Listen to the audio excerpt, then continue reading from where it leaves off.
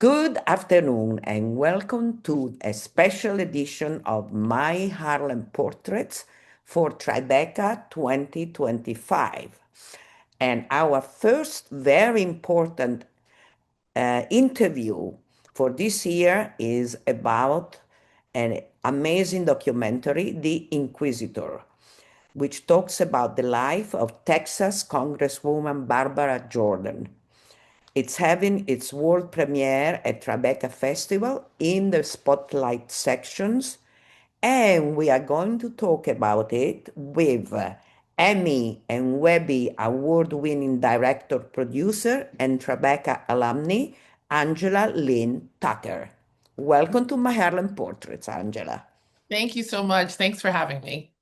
It took a long time. We had lots of hurdles, but we are doing it. We're doing it. I'm excited. I'm very excited to be here. I'm excited we worked it out. So, you were the director of production at Big Mouth Films, hmm a social issue documentary production company, and in 2010, hmm you left and found your own production company, TuckerGurl, which is hmm also producing The Inquisitor. What hmm made you leave and go solo? Oh, wow.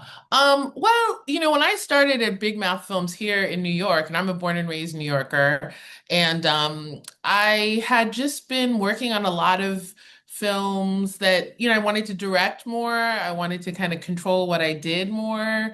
So it just became time to start my own thing and really start my own thing, which is like me buying an LLC and kind of, starting to produce things under my Tucker Girl shingle. While kind of supplementing other ways. And then kind of over the years, the scale of the projects growing and growing and growing. Fantastic. It's a big jump to hmm go solo, so you need what you have. This Inquisitor is a final installment of a trilogy about Southern Black women and political power, which includes other acclaimed and awarded projects that you made, like Black Folk Don't and All Skin Folk Ain't Kin Folk, which premiere at Doc New York City. You also had your directorial debut feature film, All Styles, which premiered on Showtime. And then you have this, I'm not going to change for 100 years in four. hmm Okay. Tell us a little bit about all these and the challenges and rewards that you had by doing all this. Wow. Okay. Well, I would say we can piggyback off of I left Big Mouth Films and started my own thing. And the first thing I did was this website for P web series for PBS called Black Folk Don't that looked at stereotypes in the Black community. Mhm. And that was sort of my way of wanting to kind of incorporate kind of humor with, looking at kind of the Black identity. And so that I did that for a few years and then I moved to New Orleans where I live. And when I moved to New Orleans just kind of for a change of pace, I was turning 40 and I was kind of wanting something, I wanted a change in my life. So when I moved, it sort of allowed me a little more of time and space to explore fiction work. So I co-wrote and directed this fiction film called All Styles, and also in moving to the South, I kind of gained this unique perspective of the world. Like living in Louisiana is very different than living in New York City. Yep. So I was really interested in what the kind of Black female experience was like there, so that's when I started the trilogy, which started with All Skin Folk Ain't Kinfolk, which was about a runoff election between two Black women for mayor in New Orleans, Louisiana. And, that came about in terms of, as a New Yorker, I've never had the experience of being able to vote for a Black woman for mayor, I mean, when I left, like it's different now, but I had never had that experience. And the idea that a Black woman was going to be mayor of New Orleans was so exciting to me. And everyone was kind of like, whatever there. And I was kind of wondering, like, why was that the case? So I kind of investigated that, and that really me started on wanting to make these films about Southern Black women and political power, which ultimately brought me to The Inquisitor. You know, in All Skin Folk and Kinfolk, there's a clip of Barbara Jordan and her Watergate speech. And her incredible Watergate speech is how most people sort of get access to her because she gave that, you know, during Nixon's impeachment hearings. And I had never heard of her and saw that clip and thought, oh my God, somebody needs to make a feature film about her. And, you know, the rest is history. You make me feel better because I had never heard about her either Oh before yeah, your yeah. movie. Yeah, Okay, yeah. okay. Don't feel Because I bad. I knew mean, things and I say, ooh. if you live in the South, if you live in Texas, if you live in Texas, everybody in Texas knows Barbara Jordan because so many things are named after her because she was a Texas icon, you know. I mean, she's an icon in general, but in Texas, you know, first a black person in the Texas State Senate, first black woman from the South in Congress, and just the idea that this black woman has like statues all over Texas and everybody, you know, from like, you know, the most progressive to the most conservative. Everybody loves Barbara. You just kind of are like, who is this black woman that, like, if you can't agree on anything in Texas, you can agree that Barbara Jordan was an icon. Which is incredible that, I mean, Mhm. she's so famous there and you didn't know. I didn't know. Yeah. So what you're doing, this documentary is really, really important because this is a really a figure that must be known. Oh, She's yeah, for sure. very Mhm. fundamental. You were a Sundance, and then we return to the Inquisitor. You were a Mhm. Sundance Institute Women Filmmakers Initiative Fellow and Mhm. received grants from the MacArthur Foundation, the Ford Foundation, Tribeca All Access, and the Brooklyn Arts Council. Mhm. You were awarded an artist residency at Yaddo Mhm. in Saratoga Springs. How relevant were all this recognition in fostering your career? Oh, well, you know, I think it's funny when you brought up all of those, you're taking me way back. And the Brooklyn Arts Council was it was like a very small grant, but it was very key because it was really early in my career. And I think, you know, when you're early in your career, it's really hard to get those grants because Yeah. nobody knows that you're kind of capable of making anything. But I got that for kind of my first documentary, Asexual, and I always have a soft spot for that because you know the Brooklyn Arts Council does a whole event and their pictures and I could not get any money for that film. And so that's a really special grant. I mean, I've received much larger grants subsequently, but that one is very special. Kind of the ones I got in my early career because it took so long for people to, you know, kind of give me money or just kind of for my career to get in a place that people could watch my work and get a sense of what I do and want to support it. So, you know, each of those grants came at like different key times and key moments when I really kind of needed it to kind of push the project along. And Yado is a totally separate thing in terms of it's an artist residency. And, you know, I would say to all artists, it's incredible to do a residency because I was there for 2 weeks and it's beautiful and they make you lunches and you stay in a lovely place and you have your own studio and you can just think and work. And that was, you know, that was really a special, special thing. Wonderful. So let's come to the Inquisitor. Mhm. You have really researched Barbara Jordan's political life. She Mhm. was, as you said, a true trailblazer with a series of firsts. 72, she became Texas' first black state senator. Then she was the first Southern black woman to join Congress, the first black America, and the first woman to deliver a keynote that address at the Democratic National Convention, and the list goes on. Mhm. Is that the reason? But you just told me why you chose to do a documentary about her. But is that the reason also why you chose to do a documentary which is not only talks about her political life, but also her private life? Yeah, I mean, you know, first of all, I think if you want to really get a sense of her, who she was as a person, you have to get into her personal life. I think there's so few documentaries like this that really kind of profile a Black woman so kind of completely. And so I really wanted to get into not just, what her politics were about, but also, in the film, we sort of get into, she had multiple sclerosis and she was sort of hiding her illness for a while. We get into her sexuality. She was queer, and that will be kind of new information to a lot of people. And we kind of get into the back and forth of whether she should have shared that, whether she shouldn't have shared that. She was an incredibly quiet and, like, not quiet, I wouldn't say, private person. And so it was kind of challenging to get people, even, she died in the 90s, and it's still a challenge to get people to talk about the things they felt like maybe she didn't want people to know, because that's kind of how much of a, how her presence is still felt. But I thought it was important to really paint kind of a full portrait, and also just to remind people of figures like her, now, because she was somebody who could get Republicans and Democrats to talk to one another. And that feels so long ago, that feels so impossible. But there was something about her that she was kind of able to do that. And I wanted people to see that and to remember that was possible, and maybe it can be possible again. Yes, she's amazing, really. And you're telling the story through her own voice, Mhm. through her sister's voice, Mhm. through the narration of Alfred Woodard. Mhm. I love her. I love her. I love her. And it's all intertwined with really very interesting archival footage and historical interviews with people like the Honorable Charlie Rangel, whom I loved.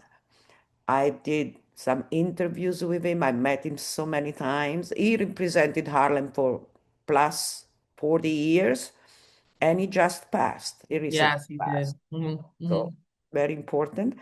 Max Sherman, Dr. Friedman, who was one of her teachers, the main teacher for her. Sorry. Texas Governor Ann Richards, and our contemporary, the unwavering Jasmine Crockett, Hmm. Yeah. another power woman. How long did it take to make this movie, and how challenging was to choose which pieces to put into the puzzle to create this movie? Yeah, I mean, it took about 5 years to make. I mean, if you think about the past 5 years in everyone's lives, I think you can see a lot happened. I mean, I think Wow. about the last 5 years, there's a pandemic, I got married, there's a lot that happened. But and when we kind of knew we wanted to make a film about her, it kind of started out looking at all of the archival footage that exists with her. Because she's passed away, you have to look at what do we have that can really kind of give a sense of who she was. And it became clear that in order to get kind of more into her internal monologue, we had to use this device of featuring her interviews, featuring her audio interviews, but also using a narrator, Alfred Woodard, who, uses kind of excerpts that we found in different places that speak to kind of more her internal monologue. That was something that it was just really important. Also to hear her be vulnerable, because when you see her in these kind of public spaces, you don't get to hear things like, the colorism she experienced when she was in school or things like that. I really wanted that to be in the film so people kind of see all that she kind of struggled with to be who she was. Um, so, and then, in terms of deciding who to interview, I knew that we wanted to have as many present day Texas politicians that we could to, give it one, just to show people that there were a lot of you know, pro progressive Texas politicians at a time. I think people don't remember that, but there was a time when there were a lot of Texas Democrats. And so we knew, so Jasmine Crockett was kind of a logical person because she's, right now the most kind of famous Texas politician. And she's I such a would say vibrant, the most famous politician right now. yeah, To be yeah. Yeah, so she was really great. And then, also interviewing people that knew her, interviewing people in her family. Many of the people who knew her are quite old, so it took kind of a lot of finagling. Some are that's why there are some people that are audio interviews, and there's some people that are video interviews because like her sister is in her 90s. So, we wanted to include her in the film, but audio just felt kind of more appropriate. So, yeah, I mean, it just was getting access to these different people, figuring out the kind of movie it needed to be, and raising the money, which, is really kind of in a lot of ways the hardest part. Yeah. You start your video, I love it, your movie, sorry, with quotation from some of Barbara's most famous speeches. Mhm. Those quotations clearly indicate how she reflecting on the cyclical nature of history, which is really like a thread all along your film. I'm gonna quote some of this, and then can you elaborate on that? Mhm. You start with what the people want is very simple. They want an America as good as its promise. And when people are eroding the foundation of the country, don't be silent, don't be quiet. Today, I'm an inquisitor. My faith in the Constitution is whole, it is complete, and it is total. And I'm not going to sit here and be an idle spectator to the demolition, the subversion, and the destruction of the Constitution. It reminds me of something today. Mhm. Yeah, yeah. I mean, that's the point. Like the theme of sort of the cyclical nature of history, what really gave us a shape that the movie could have. The movie changed a lot when our current political climate changed a lot in terms of what did we want the movie to be about? What did we want to say? And to kind of remind people that in a lot of ways we've been here before, right? In terms of, and that's why we have these sort of interludes that show different historical time periods. But also to remind people that that's what's called the Inquisitor. She calls herself an Inquisitor. But we have these like buttons that say like be an inquisitor because we really want people to not just kind of be passive in this moment, but to be active and to really kind of call out injustice when they see it. And we're seeing that now kind of, with what's happening with ICE and people kind of uh really taking to the streets around that, and we need to continue to do that. So that's why it was kind of important to keep the film in the time periods that the film is in, but thematically having people think about how it applies to now. So that was kind of the tactic that we used. Yeah, and it came out very well. Thank you. In a world which was dominated and still here, still is by white men, she moved with incredible skills. And as you said before, she earned both their respect and their fear. And it was a time when the idea of a Black woman having power seemed very inconceivable. At that time, she created like a roadmap. And it was a roadmap for change and carried a flame, which was very, in a moment, very critical for American politics. Like you mentioned before, Nixon impeachment, that was a very critical time. Mhm. How relevant are these in the light of today? You answered partially already to this. And how clear are the threats to democracy in 2025? Oh, well, so I think the film is relevant today for a lot of reasons. In terms of it being a roadmap for her, she was a very unique person. I don't want to take that away from her. I mean, she was brilliant and she knew how to communicate and she really spent a lot of time trying to understand how to communicate. She had a strong kind of, sense of ethics, a strong sense of morals. She was somebody who really believed in kind of taking the time to figure out what do you believe in, what do you want. Once you have an understanding of what your morals and are, then Yeah. you can kind of operate from that place. And so, I think her brilliance is something that really everybody kind of respected it, right? Um, and like you couldn't out debate her. I think that was the thing. It's just like you just weren't going to do that. So I think that's why she gained a lot of respect from a lot of white men who had never interacted. We talk about this film, but they had never interacted with Black women, sort of outside of them being maids in their houses. And it's pretty wild. But I also thought a lot about what it was like for her to be the only Black woman in that situation, and to be the only queer woman in that situation. And it took a lot of strength. But she also, she was kind of a good old boy. She loved hanging out. You could tell she kind of loved hanging out with these guys and, Yeah. like going shooting and drinking and doing all that. She loved to party and she loved to do all of that. So, I think that helped too. She could be in a lot of different settings and be comfortable. In terms of the threat to democracy, I mean, yeah, I think that I'm just being totally honest. I think we're in kind of a pretty dark place right now in terms of where we are with democracy. I think there is a constitutional crisis. I don't think there isn't one. There is one. Yes.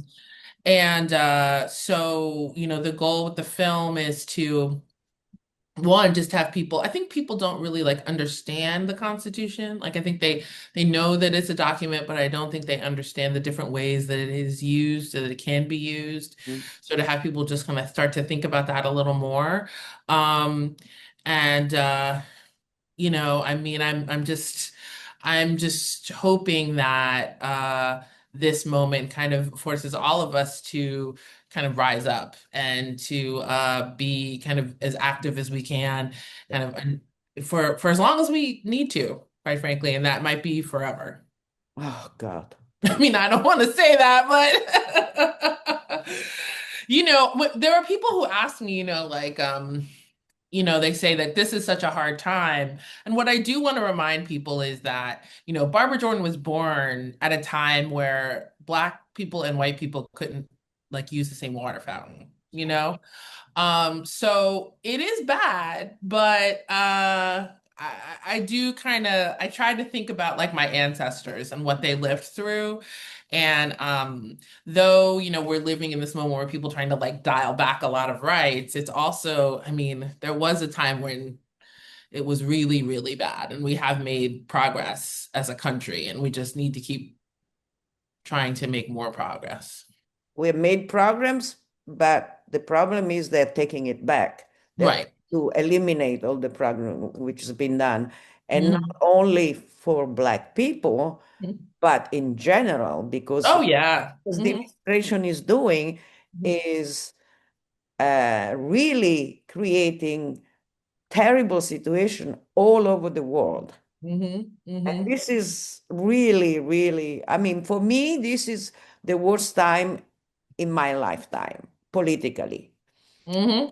Yeah. I've been in politics all my life because since I finished college, I started working in the European Parliament and I Hmm. left 30 years later. So politics is my everyday, Yeah. and this scares me a lot. Oh yeah. Yeah. I think to your point, yeah, it's there is a right wing wave that's happening all over the world. And I think there was a time, even if you go look back to like the 50s and 60s, it was like America, even though there was prejudices all over, America was kind of doing their own thing. But now it's all of these rights are being kind of stripped away all over. So there is becoming this thing of, when you're here in the States, you say, oh, where am I going to go if things get really bad here? But honestly, I don't know where I would go because it's becoming way more right wing all over. And I don't know, what's going to happen.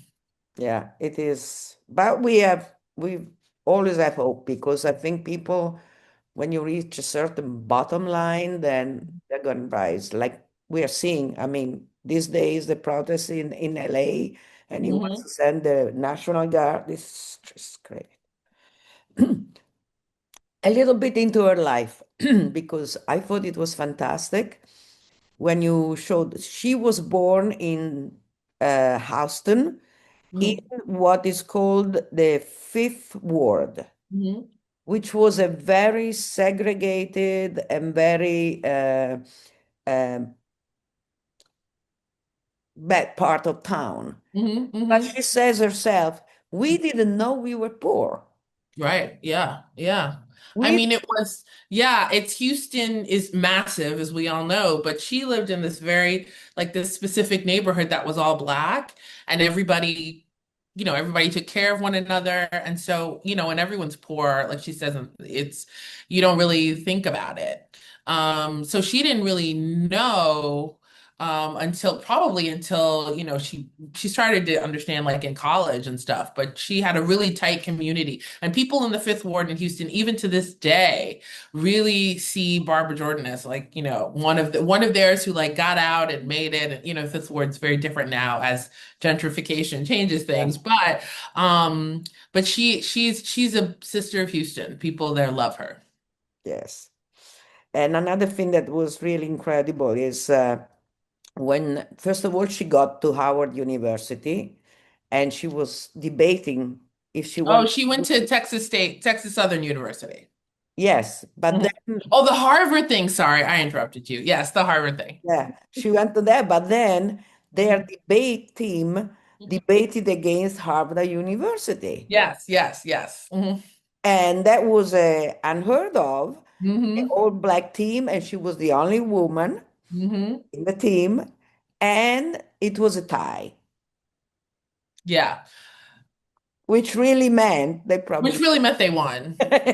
Which really meant they won. That it's funny. It was like we were fact checking because when her debate coach, this guy Thomas Freeman, at Texas Southern, I mean, he was a debate coach for at Martin Luther King Jr. He worked with a lot of famous people, and um, and so when we were fact checking whether they won or not, it was this whole thing where like many people there say they won. And I thought, did they? It took forever to be like, did they win? But everybody knows that at that time they Mm, had to have won, but there's no way that's they right. could say that they won. Yeah, So, otherwise they would but never, but they I would, think that was a really central crucial moment in her life. Because I think she could see what was possible, with kind of hard work and I think she could see beating Harvard. It was like, oh, where couldn't she go? yes, that was fantastic. That then she went to the law school in Boston, and Mhm. she said there were about three, four black people Mhm. out of 300 students. Yeah. Yeah. So also another thing that I really liked, or what you underlined, that when she talks about in 1954, the Supreme Court decision of ending segregation, and she Mhm. said she would think, well, from one day to the next, everything is going to change. And then she said, Yeah. I was naive. And she said, Mhm. in fact, the Negro is a victim of an American caste system. Mhm. Mhm. And I love that because she was the first one, I think, to make a connection between racism in America and the caste system, which has come out really in a very clear way in a film from last year, 2023, of Ava DuVernay. I was gonna say Origin. Yeah. I was gonna. Yeah. Yeah. I Yeah, saw I that think movie five times. Isabel Wilkerson, yeah, in her book Cast, she, kind of goes very deeply into that.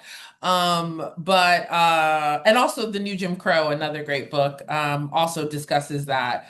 But she was kind of talking about that before those books came out. Exactly. So Mhm. she knew already, she was seeing things. Mhm. So, um, what is for you the most important moment in this movie to underline? Mm. Oh wow, that's a good question. I would say I think it's pretty important, her Watergate speech. Um, because I mean, it's one of her most, important moments, in terms of visibility. She went from no one knowing who she was to everybody knowing who she was. But I think it also is a masterclass in talking about how the Constitution should work. What we all say that we're in this country that's free, and we all, we have these things, we the people, and all these things, but we can and should hold people accountable when they are not sort of operating in the way that they should, especially the person who has, the biggest job, which is the president. And she was able to really kind of articulate that and articulate what's at stake, when we are not kind of living by the morals that we all say that we all agree to when we agree that the Constitution is the document that governs this country. So I think that's a really important moment, in the film and in her life as well. And we have not much left, about 2 minutes left, not even. Uh, I liked how you showed the passage when she didn't win and she decided to leave Mhm. politics and she became a professor. And so she wanted to teach the new generations. Mhm. Tell me a little bit about that, and then I want to know what's next for you. Mhm. Well, she really wanted to be the Attorney General under Carter. And so when that didn't happen, he chose someone else. She had had multiple sclerosis and her health was failing a little bit. And I think that she just decided that, being in Congress, she had kind of done. I mean, what else could she really do in Congress? Once kind of the Watergate thing happened, and then, she amended the Voting Rights Act in 75. She had done all of these incredible things. And, Congress is kind of pushing a boulder up a hill. I mean, there just kind of comes a point when I think if you're starting to look at the latter part of your life and you're not going to live to be very, very old, that's what I think the decision-making process was around her deciding to leave. So yeah, so she decided to leave politics, but she loved teaching, and that was, I think, where she got her most joy. We are at the end. We are gonna close. I am very grateful to you for having given Thank you. I'm grateful to you too for for doing this. for this film. And thank you again. Thank you to my viewer. See you next Saturday, 12:30 p.m. Bye bye. Bye bye.